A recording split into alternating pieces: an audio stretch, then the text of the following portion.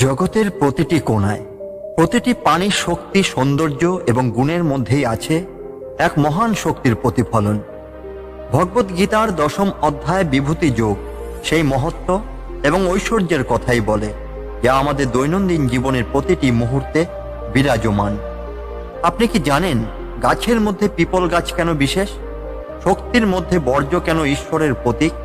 এই শ্লোকগুলো আমাদের শিখিয়ে দেয় কিভাবে সৃষ্টির প্রতিটি দিকেই ঈশ্বরের উপস্থিতি খুঁজে পাওয়া যায়। আজকের ভিডিওতে আমরা জানব কিভাবে শ্রীকৃষ্ণ তার ভক্ত অর্জুনকে দেখিয়েছেন সৃষ্টির প্রতিটি শ্রেষ্ঠত্বের মধ্য দিয়ে তার অসীম শক্তি। আসুন শুরু করি একটি অসাধারণ আধ্যাত্মিক যাত্রা। গীতার 10ম অধ্যায়ের বিভূতি যোগের 1ম শ্লোকে ভগবান শ্রীকৃষ্ণ বলছেন, হে মহাবাহু, আবার শোনো আমার পরম বাক্য। তুমি প্রিয় হওয়ার কারণে আমি তোমার কল্যাণের জন্য এই জ্ঞান প্রদান করছি। এই শ্লোকে শ্রীকৃষ্ণ অর্জুনকে তার গূঢ় জ্ঞান শোনার জন্য উৎসাহিত করছেন। তিনি বলছেন যে অর্জুন তার প্রিয় ভক্ত এবং তাই শ্রীকৃষ্ণ তার কল্যাণকামী হয়ে এই গুরুত্বপূর্ণ জ্ঞান দান করছেন। এটি ভক্ত ঈশ্বরের সম্পর্কের গভীরতা তুলে ধরে। আমার উৎস অর্থাৎ সৃষ্টির কারণ দেবগণ বা মহর্ষিগণ জানেন না, কারণ আমি দেবতা ও ঋষিদের সম্পূর্ণ উৎস। শ্রীকৃষ্ণ এখানে তার সর্বোচ্চ অবস্থান ব্যাখ্যা করছেন। তিনি বলেন যে দেবতারা ও ঋষিরা যারা জ্ঞানের আধার বলে বিবেচিত হন, তার সৃষ্টির কারণ বা স্বরূপ সম্পূর্ণভাবে বুঝতে সক্ষম নন, কারণ তিনি তাদেরও সৃষ্টি করেছেন। যে ব্যক্তি আমাকে অজন্মা, অনাদি এবং জগতের মহান প্রভু হিসেবে জানে, সে মূঢ়তা থেকে মুক্ত হয় এবং সমস্ত পাপ থেকে পরিত্রাণ লাভ করে। এই শ্লোকে শ্রীকৃষ্ণ বলেন, যিনি তাকে সনাতন এবং সমগ্র জগতের অধিপতি রূপে উপলব্ধি করতে পারেন, তিনি মায়া বা বিভ্রান্তি থেকে মুক্ত হন। এটি আধ্যাত্মিক মুক্তির একটি পথ নির্দেশ করে। বুদ্ধি, জ্ঞান, মোহমুক্তি, ক্ষমতাশীলতা, সত্যবাদিতা, ইন্দ্রিয় নিয়ন্ত্রণ, মন সংযম, সুখ, দুঃখ, সৃষ্টি ও ধ্বংস, ভয় এবং ভয়হীনতা সবই আমার থেকেই উদ্ভূত। শ্রীকৃষ্ণ এখানে বলছেন যে সমস্ত গুণ, অনুভূতি এবং অস্তিত্বের মূল তিনি। এটি বোঝায় যে সবকিছু ঈশ্বরের ঐশ্বর্যের অংশ। সুখ, দুঃখ, সৃষ্টি, ধ্বংস এবং জ্ঞানের মূল উৎস শ্রীকৃষ্ণ নিজেই। অহিংসা, সমতা, তৃপ্তি, তপস্যা, দান, যশ এবং অপযশ, এই সমস্ত বৈচিত্র্যময় গুণ আমার থেকেই উদ্ভূত হয়।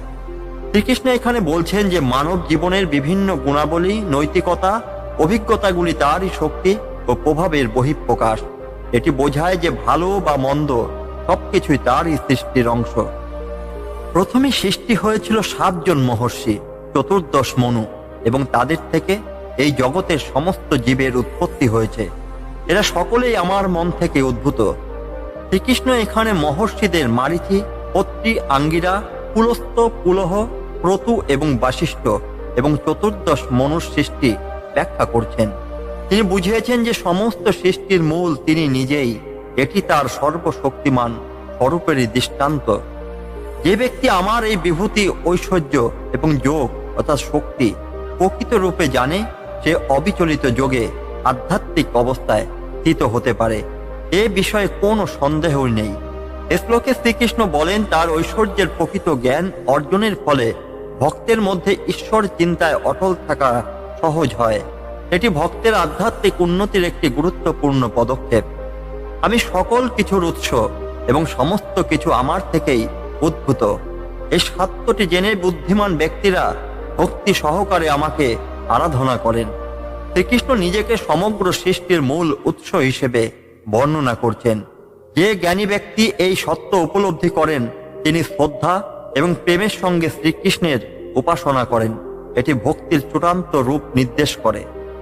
যাদের মন আমার মধ্যে স্থিত এবং যাদের প্রাণ আমার প্রতি নিবেদিত, তারা একে অপরকে আমার গুণের কথা বলেন এবং সর্বদা আনন্দ ও পরিতৃপ্তি লাভ করেন। ভক্তরা সর্বদা শ্রীকৃষ্ণের চিন্তায় মগ্ন থাকেন এবং তার গুণ ও লীলার আলোচনা করে পরস্পরকে অনুপ্রাণিত করেন। এটি তাদের জীবনের মূল আনন্দ ও সন্তুষ্টির উৎস। যারা সর্বদা আমার সঙ্গে যুক্ত এবং প্রেমপূর্বক আমাকে আরাধনা করেন, তাদের আমি সেই জ্ঞান প্রদান করি যার দ্বারা তারা আমাকে অর্জন করতে পারেন। শ্রীকৃষ্ণ এখানে বলেন যে যারা ঈশ্বরের প্রতি প্রেমময় ভক্তি প্রদর্শন করেন তাদের তিনি সঠিক পথ দেখান এবং মুক্তির পথে নিয়ে যান। এই জ্ঞান ভক্তের আধ্যাত্মিক উন্নতিতে সাহায্য করে। তাদের প্রতি করুণাবশত আমি তাদের অন্তরে অবস্থান করি, জ্ঞানের দীপ দ্বারা অজ্ঞানের অন্ধকার দূর করি। শ্রীকৃষ্ণ বলছেন, ভক্তরা যখন প্রেমপূর্ণ ভক্তিতে তার প্রতি নিবেদিত হন তখন তিনি নিজেই তাদের অজ্ঞানের আবরণ অপসারণ করেন। এটি ঈশ্বরের ভক্ত প্রেমের প্রতীক এবং আধ্যাত্মিক জাগরণের প্রতিশ্রুতি। অর্জুন বললেন, আপনি পরম ব্রহ্ম, পরম আশ্রয়, পরম পবিত্র। আপনি চিরস্থায়ী পুরুষ, দিব্য, আদিদেব, অজন্মা এবং সর্বত্র বিদ্যমান। এই শ্লোকে অর্জুন শ্রীকৃষ্ণের সর্বোচ্চ সত্তার প্রশংসা করছেন। তিনি শ্রীকৃষ্ণকে ঈশ্বরত্বের মূল উৎস এবং পরম আশ্রয় হিসেবে স্বীকার করছেন।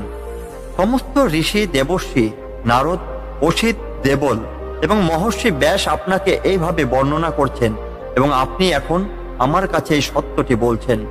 অর্জুন বলেন যে প্রাচীন ঋষিরা এবং শ্রীকৃষ্ণ নিজে ঈশ্বরের এই স্বরূপটি ব্যাখ্যা করছেন।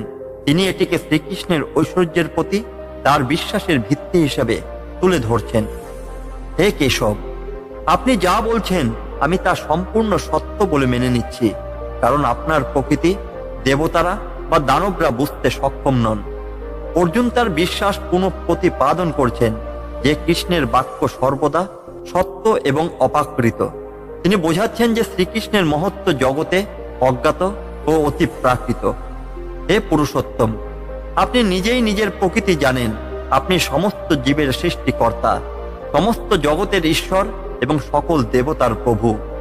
এই শ্লোকে অর্জুন শ্রীকৃষ্ণের প্রতি শ্রদ্ধা ও ভক্তি প্রকাশ করে বলেন যে শ্রীকৃষ্ণ নিজেই নিজের স্বরূপ বোঝার জন্য যথেষ্ট। এটি ঈশ্বরের অদ্বিতীয় ও সর্বশক্তিমান অবস্থানকে তুলে ধরে। আপনি আমার সমস্ত ঐশ্বর্য ও বিভূতির কথা আমাকে বিস্তারিতভাবে বলুন, যেগুলোর দ্বারা আপনি এই সমগ্র জগৎকে পরিব্যাপ্ত করে রয়েছেন। অর্জুন এখানে শ্রীকৃষ্ণকে অনুরোধ করছেন যে তিনি যেন তার সমস্ত ঐশ্বর্য, শক্তি এবং সৃষ্টিকে বহন করার ক্ষমতা সম্পর্কে ব্যাখ্যা করেন। এটি ভক্তের ঈশ্বরের জ্ঞান লাভের আকাঙ্ক্ষার প্রতিফলন। হে যোগীদের শ্রেষ্ঠ, আমি কিভাবে আপনাকে চিনতে পারি? আমি কোন কোন রূপে আপনার ধ্যান করব? অর্জুন জানতে চান তিনি কিভাবে শ্রীকৃষ্ণের বিভিন্ন রূপের মধ্যে তাকে উপলব্ধি করবেন। এটি ঈশ্বরের বিভিন্ন প্রকাশ ও শক্তির প্রতি আগ্রহের প্রতীক। আমি আপনার অসীম ঐশ্বর্য এবং মহত্ব বিস্তারিতভাবে শুনতে চাই। আপনি কেবল আপনার ক্ষমতা এবং যোগের বর্ণনা দিন। অর্জুনের ইচ্ছা এখানে স্পষ্ট। তিনি চান শ্রীকৃষ্ণ তার পূর্ণ শক্তি এবং বৈভব সম্পর্কে আরো বিশদে আলোচনা করুন। এটি ঈশ্বরের প্রতি ভক্তের অসীম কৌতূহল ও গভীরতা বোঝায়। শ্রীকৃষ্ণ বললেন, হে কৌরব শ্রেষ্ঠ, আমি আমার ঐশ্বর্য বিভূতিগুলি বলবো, তবে এই বর্ণনার কোনো শেষই নেই। শ্রীকৃষ্ণ বুঝিয়ে দিচ্ছেন যে তার ঐশ্বর্যের বিবরণ অসীম, তবে ভক্তের বোঝার জন্য তিনি কিছু প্রধান বিভূতিগুলি তুলে ধরবেন। এটি শ্রীকৃষ্ণের অসীমতাকে নির্দেশ করে। হে গুড়াকেশ, আমি সমস্ত জীবের অন্তরে বাস করি। আমি তাদের শুরু, মধ্য এবং শেষ। এই শ্লোকে শ্রীকৃষ্ণ ঘোষণা করেন যে তিনি সকল জীবের আধ্যাত্মিক শক্তি এবং অস্তিত্বের মূল। তার মধ্যে থেকে সমস্ত সৃষ্টির উৎপত্তি, স্থিতি ও ধ্বংস ঘটে। এটি ঈশ্বরের সর্বব্যাপী স্বরূপকে নির্দেশ করে। আদিত্যের, সূর্যদের মধ্যে আমি বিষ্ণু, আলোদের মধ্যে আমি উজ্জ্বল সূর্য, মরুদ্দের, বায়ু দেবতার মধ্যে আমি মরীচি এবং নক্ষত্রদের মধ্যে আমি চন্দ্র। শ্রীকৃষ্ণ এখানে নিজেকে বিভিন্ন প্রাকৃতিক এবং দেবীয় সত্তার সর্বোচ্চ রূপ হিসেবে উপস্থাপন করছেন। সূর্যের মধ্যে বিষ্ণু তার সুরক্ষা ও স্থায়িত্বের প্রতীক এবং চন্দ্রমা সৌন্দর্য ও প্রশান্তির প্রতীক। বেদের মধ্যে আমি সামবেদ, দেবতাদের মধ্যে আমি ইন্দ্র, ইন্দ্রগুলোর মধ্যে আমি মন এবং সমস্ত জীবিতের মধ্যে আমি চেতনা। শ্রীকৃষ্ণ এখানে তার সত্তার বিভিন্ন দিক বর্ণনা করছেন।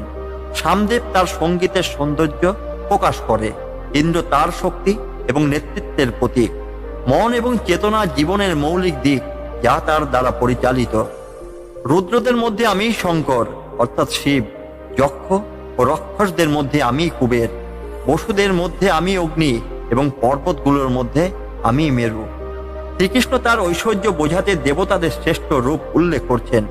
শঙ্কর ধ্বংস ও পুনর্জন্মের প্রতীক, কুবের সম্পদের দেবতা, অগ্নি বিশুদ্ধতার প্রতীক এবং মেরু পর্বত তার স্থায়ীদের প্রকাশ। হে পার্থ, পুরোহিতদের মধ্যে আমাকে বৃহস্পতি জানো, সেনাপতিদের মধ্যে আমি স্কন্ধ অর্থাৎ কার্তিকেয় এবং জলাশয়গুলির মধ্যে আমি সাগর। শ্রীকৃষ্ণ বৃহস্পতিকে জ্ঞান এবং সাগরকে অসীমতার প্রতীক হিসেবে উল্লেখ করছেন। স্কন্ধ সেনাপতিত্ব এবং সাহসের চিহ্ন, এগুলো সবই তার ঐশ্বরের অংশ। মহর্ষিদের মধ্যে আমি ভৃগু, শব্দগুলোর মধ্যে আমি ওং, যজ্ঞগুলির মধ্যে আমি জপযজ্ঞ এবং অচল বস্তুগুলির মধ্যে আমি হিমালয়। শ্রীকৃষ্ণ এখানে উল্লেখ করছেন যে ওঙ্কার তার পরম সত্তার প্রতীক। জপ যজ্ঞ, মনে মনে ঈশ্বরের নাম জপ করা, সরাসরি ঈশ্বর চিন্তন।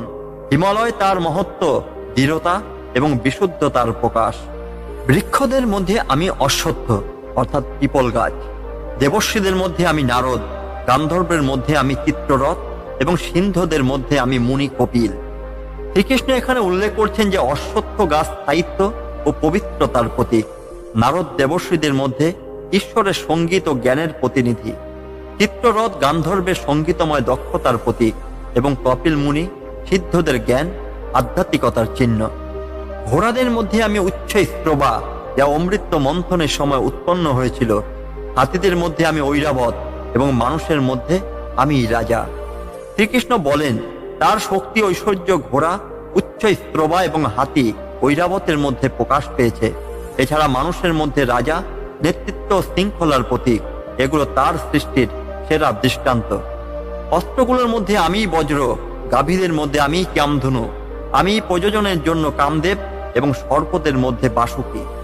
বজ্র অস্ত্র ধ্বংস ও শক্তির প্রতীক, কামধেনু গাভী কামনা পূরণের প্রতীক, কামদেব প্রযোজন শক্তি এবং বাসুকী সর্প শক্তি ও নেতৃত্বের প্রতীক।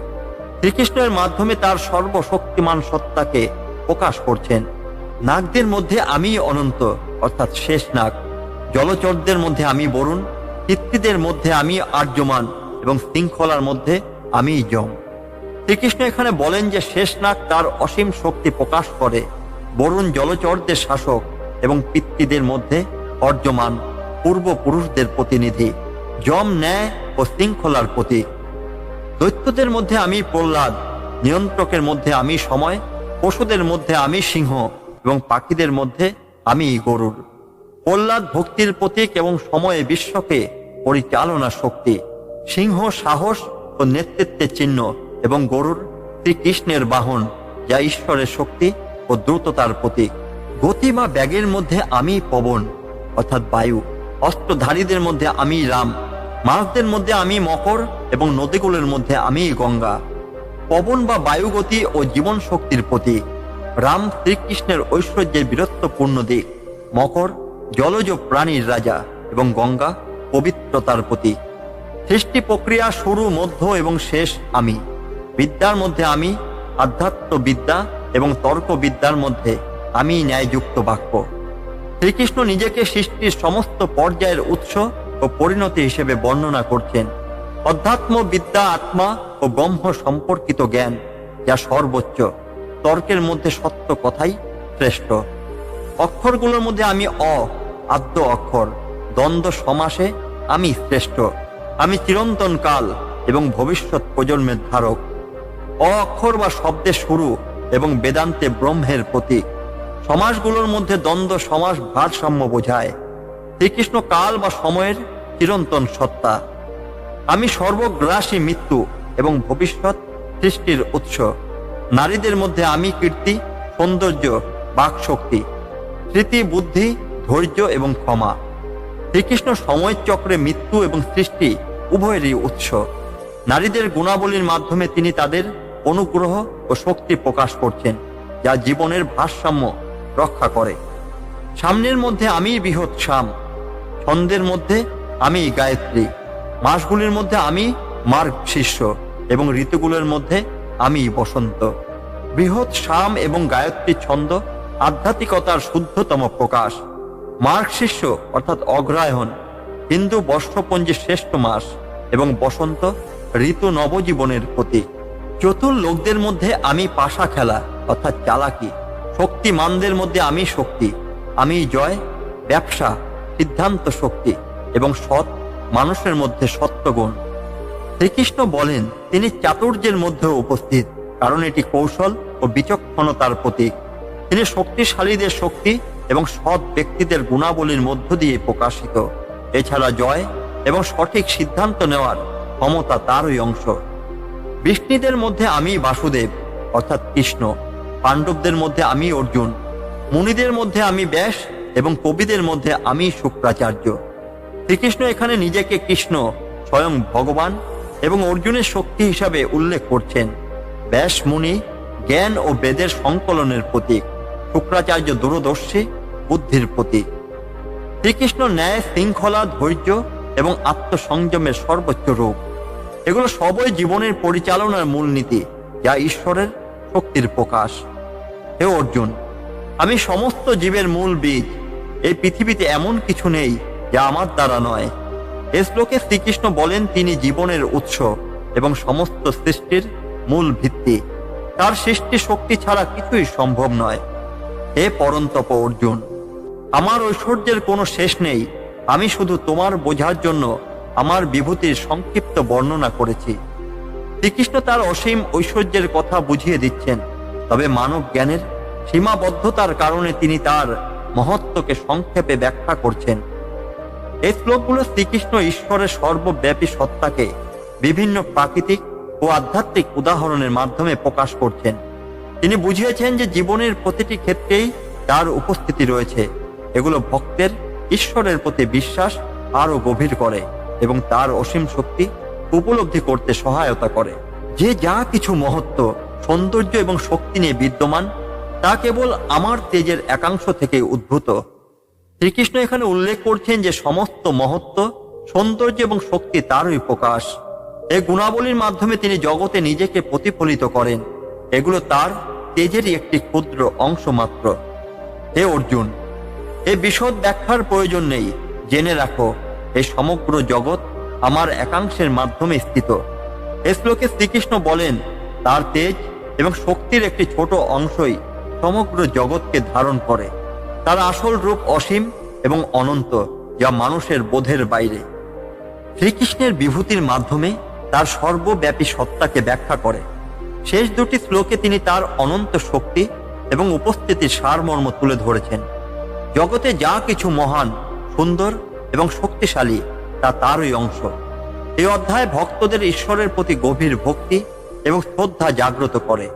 এটি উপলব্ধি করায় যে ঈশ্বরের জগতের প্রতিটি দিকের সঙ্গে যুক্ত এবং তার শক্তি ও তেজেই সমগ্র সৃষ্টি পরিচালিত হয়। ভগবদ গীতার 10ম অধ্যায় বিভূতি যোগ আমাদের শেখায় যে ঈশ্বর সর্বত্র বিরাজমান। প্রতিটি মহত্ব, সৌন্দর্য এবং শক্তির মধ্যেই তার উপস্থিতি রয়েছে। এই জ্ঞান আমাদের শুধু আধ্যাত্মিকভাবেই নয়, জীবনের প্রতিটি দিকেও উন্নত হতে সাহায্য করে।